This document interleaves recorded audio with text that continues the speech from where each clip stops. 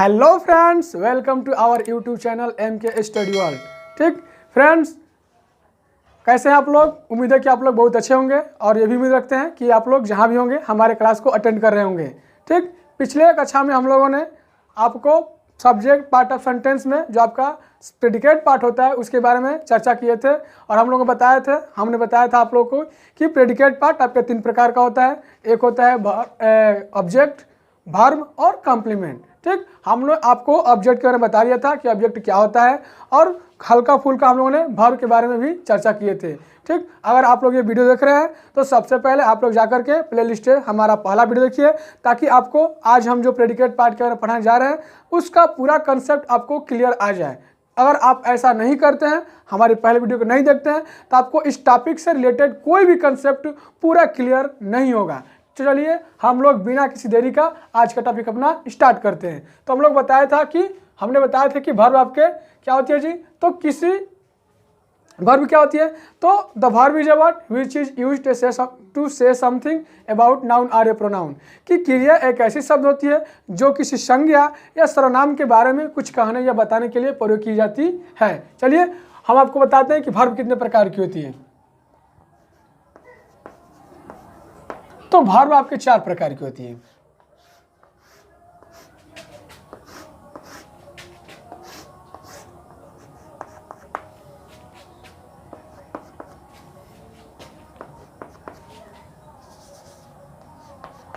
ठीक, एक होता है ट्रांजिटिव वर्ब।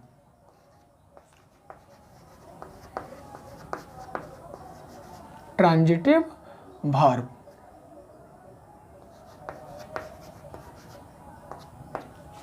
दूसरा होती है इंट्रांजिटिव।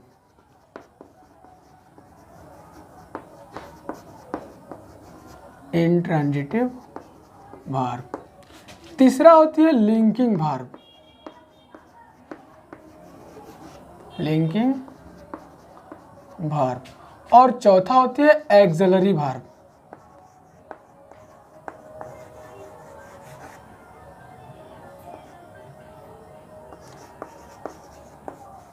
ठीक, इसको हिंदी में बोलते हैं सकर्मक क्रिया।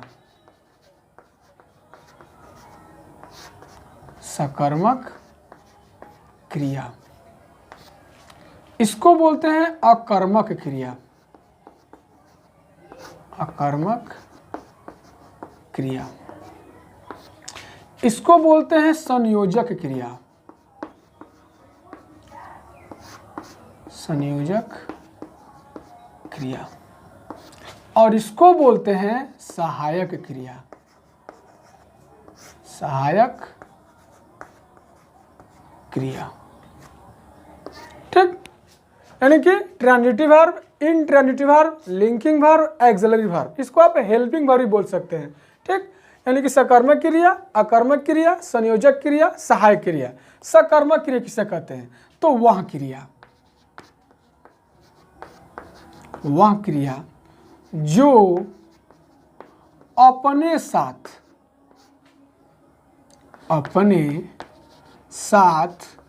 ऑब्जेक्ट रखती हैं। ऑब्जेक्ट मतलब क्या जी, कर्म। ऑब्जेक्ट रखती हैं, उसे ट्रांजिटिव वर्ब कहते हैं। उसे ट्रांजिटिव वर्ब कहते हैं। यानी कि वह क्रिया जो अपने साथ ऑब्जेक्ट रखती है उसे ट्रांजिटिव वर्ब कहते हैं। ठीक, ऑब्जेक्ट क्या होता है, तो हम आपको कल बताए थे कि कर्ता द्वारा किए गए कार्य का फल जिस पर पड़ता है उसे ऑब्जेक्ट कहते हैं। और ऑब्जेक्ट आपके 2 प्रकार के होते हैं, एक होता है डायरेक्ट ऑब्जेक्ट और एक होता है इनडायरेक्ट ऑब्जेक्ट। डायरेक्ट क्या होता है, तो जिससे निर्जीव का ज्ञान होता है उसे डायरेक्ट कहते हैं और जिससे सजीव का ज्ञान होता है उसे इनडायरेक्ट कहते हैं। ठीक, इसको कहते हैं कि वह क्रिया जो अपने साथ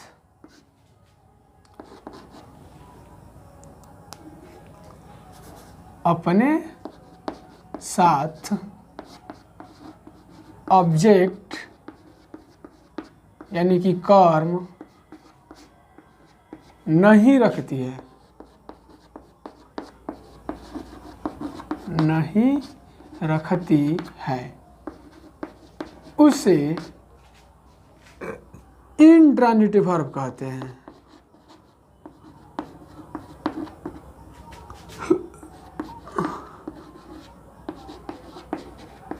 इंट्रांजिटिव वर्ब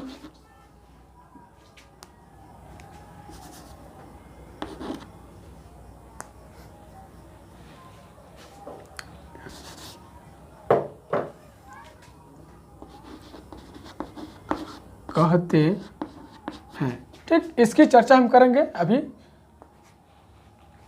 तो वह क्रिया जो अपने साथ ऑब्जेक्ट नहीं रखती है उसे हम इंट्रांजिटिव वर्ब कहते हैं। इसी एग्जांपल दिखाते हैं। देखिए, इसे मैंने कहा दिया कि he gave me a pen, he gave me a pen, यानी कि उसने मुझे एक कलम दिया, उसने मुझे एक कलम दिया। तो ये तो हो गया आपका सब्जेक्ट। क्या हो गया जी? सब्जेक्ट। और यहाँ से आपको क्रिया मिल रही है और क्रिया से लेकर अंत तक हमारा क्या होता है जी? Predicate part. आपको पिछले कक्षा में बता चुके हैं, अगर आपको नहीं पता है तो आप जाकर हमारे प्लेलिस्ट से इसको देख लीजिए। ठीक कि ही तो आपका सब्जेक्ट हो गया कि ही ने मी को, यानी कि वह मुझे एक कलम दिया, यानी कि ये सब्जेक्ट पार्ट और आपका पूरा प्रेडिकेट पार्ट। तो यहाँ पर ही के द्वारा देने का काम हो रहा है, ही के द्वारा देने का काम हो रहा है। और जो काम दिया गया है, यानी कि जो दिया गया है वो क्या दिया गया जी? एक कलम। क्या दिया गया? एक कलम। तो हम बताए थे कि कर्ता द्वारा किए गए कार्य का फल जिस पर पड़ता है उसी को ऑब्जेक्ट कहते हैं। तो ही के द्वारा देने का कार्य का फल एक कलम पर पड़ा। किस पर पड़ा जी? कलम पर। तो आपका क्या हो गया जी? ऑब्जेक्ट हो गया। क्या हो गया? ऑब्जेक्ट। और कौन सा ऑब्जेक्ट जी? सजीव है कि निर्जीव? निर्जीव है। तो आपका क्या कहलाएगा जी? Direct object. ठीक। किसको दिया? तो मुझको दिया। किसको जी? मुझको। तो मैं सजीव कि निर्जीव? तो मैं सजीव। तो आपका कौन सा ऑब्जेक्ट? Indirect object. क्या जी? Indirect object. ठीक। तो यहां पे जो गेव है क्रिया, जो आपका गेव क्रिया है, यही आपकी ट्रांजिटिव वर्ब है। क्या है जी? Transitive verb. ठीक। एक और एग्जांपल दिखाते हैं। इसे कह दूं क्या कि राम रीड्स ए नॉवेल। राम रीड्स ए नॉवेल, कि राम एक उपन्यास पढ़ता है। राम एक उपन्यास पढ़ता है। तो ये तो आपका कर्ता हो गया। क्या हो गया जी? कर्ता। ठीक। ये क्या हो गई? ये आपकी क्रिया हो गई। और यहां से लेकर अंत तक क्या हो गया? आपका प्रेडिकेट पार्ट हो गया। ठीक। अब देखिए, राम के द्वारा पढ़ने का काम किया गया। क्या जी? राम के द्वारा पढ़ने का काम किया गया। तो राम के द्वारा पढ़ने का कार्य का फल किस पर पड़ा? एक उपन्यास पर। किस पर? एक उपन्यास पर। तो आपका क्या हो गया जी? ऑब्जेक्ट। क्या हो गया? ऑब्जेक्ट। क्योंकि कर्ता द्वारा किए गए कार्य का फल जिस पर क्या कहते हैं? ऑब्जेक्ट कहते हैं। तो ये आपकी ऑब्जेक्ट हो गया। राम के द्वारा पढ़ने का फल मिला किसको जी? एक उपन्यास मिला। तो आपका ऑब्जेक्ट हो गया। और इस ऑब्जेक्ट को रखा कौन है? ये जो आपकी क्रिया है ना, ये रीड अप क्रिया, यही आपकी ट्रांजिटिव वर्ब है। क्या जी? Transitive verb. क्योंकि ध्यान रखना, ऑब्जेक्ट रखने की क्षमता, ऑब्जेक्ट रखने की क्षमता केवल और केवल आपके ट्रांजिटिव वर्ब के पास होता है। ठीक। अब देखिए, इंट्रांजिटिव वर्ब किसे कहते हैं जी? तो वह क्रिया, ठीक इसका ऑपोजिट, इस क्रिया का ऑपोजिट, वह क्रिया जो अपने साथ ऑब्जेक्ट नहीं रखती है, यानी कि यहां पर ऑब्जेक्ट रखती थी और यहां पर ऑब्जेक्ट नहीं रखती है, उसी को हम कहते हैं इंट्रांजिटिव वर्ब। ठीक। अब आपके दिमाग में एक क्वेश्चन आएगा कि सर जी, जब ये ऑब्जेक्ट नहीं रखती है तो रखती क्या है? तो ध्यान रखना, ये रखती है फ्रेज। क्या रखती है जी? फ्रेज। अब फ्रेज होता क्या है? तो शब्दों का एक ऐसा समूह जो किसी वाक्य के अर्थ को पूरा करता है, उसे हम फ्रेज कहते हैं। ठीक है। इसकी भी चर्चा हमने पिछले वीडियो में किया है, तो आप जाकर वहां से देख सकते हैं। तो चलिए इस पे एग्जाम्पल दिखाते हैं। इसे कह दूं कहा कि द बॉयज या द चिल्ड्रेन आर प्लेइंग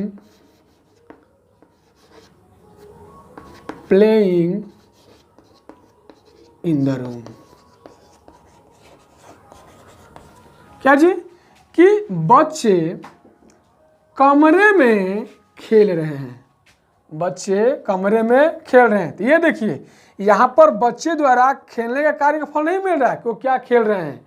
ठीक, यहाँ पर ये बताया गया है कि बच्चे कमरे में खेल रहे हैं, स्थान बताया जा रहा है। अगर हम यहाँ से इस इन द रूम को गायब कर दें, सपोज दैट, मानिए कि इन द रूम गायब हो गया, तो बच्चे यानी कि द चिल्ड्रन आर प्लेइंग, बच्चे खेल रहे हैं। तो बच्चे खेल तो रहे हैं, लेकिन क्या खेल रहे हैं इसकी जानकारी हमके पास नहीं है। ठीक है, इसकी जानकारी हमारे पास नहीं है। अब देखिए इसकी जानकारी क्या दिया गया है कि बच्चे कहाँ खेल रहे हैं और क्यों खेल रहे हैं, कैसे खेल रहे हैं। यहाँ पर दी गई है कि कमरे में खेल रहे हैं। कहाँ पर जी? कमरे में। तो इस वाक्य के अर्थ को ये पूरा कर रहा है, यही आपका फ्रेज कहलाता है। ठीक है, क्या कहलाता है जी? फ्रेज कहलाता है। क्यों कहलाएगा? क्योंकि इस पूरे वाक्य का अर्थ पूरा कर रहा है कौन? ये आपका फ्रेज।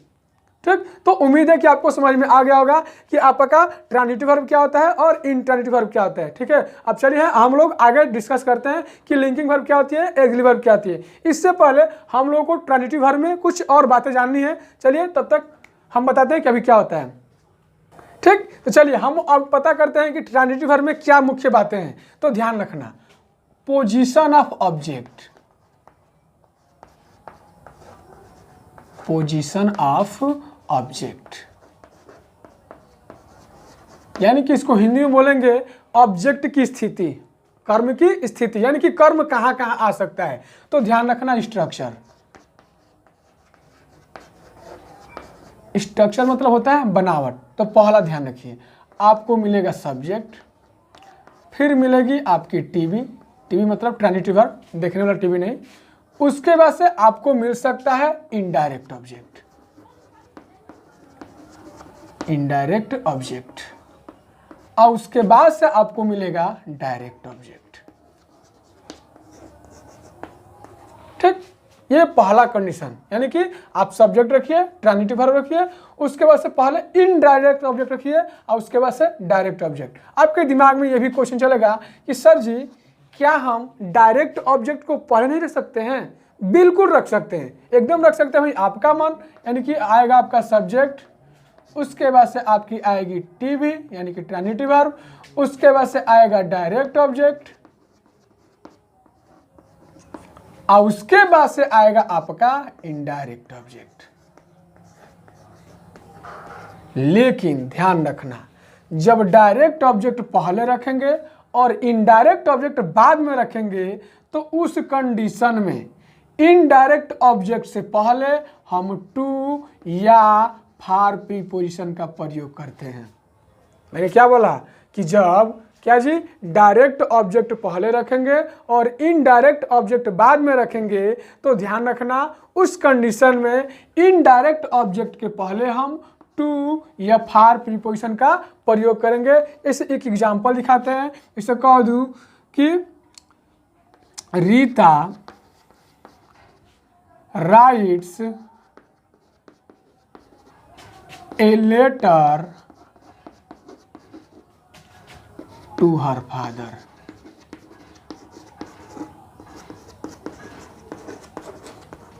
ठीक, यानी कि रीता लिखती है एक पत्र अपने पिता को, यानी किसको कह सकते हैं कि रीता अपने पिता को एक पत्र लिखती है।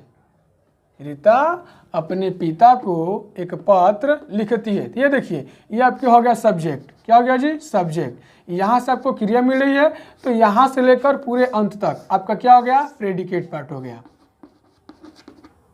ठीक, अब देखिए, रीता के द्वारा लिखने का कार्यफल किस पर पड़ा? लेटर पर। किस पर जी? लेटर पर। तो आपका क्या हो गया जी? ऑब्जेक्ट हो गया। क्या हो गया? ऑब्जेक्ट। और कौन सा ऑब्जेक्ट? पत्र निर्जीव होता है तो डायरेक्ट ऑब्जेक्ट। क्या जी? Direct object.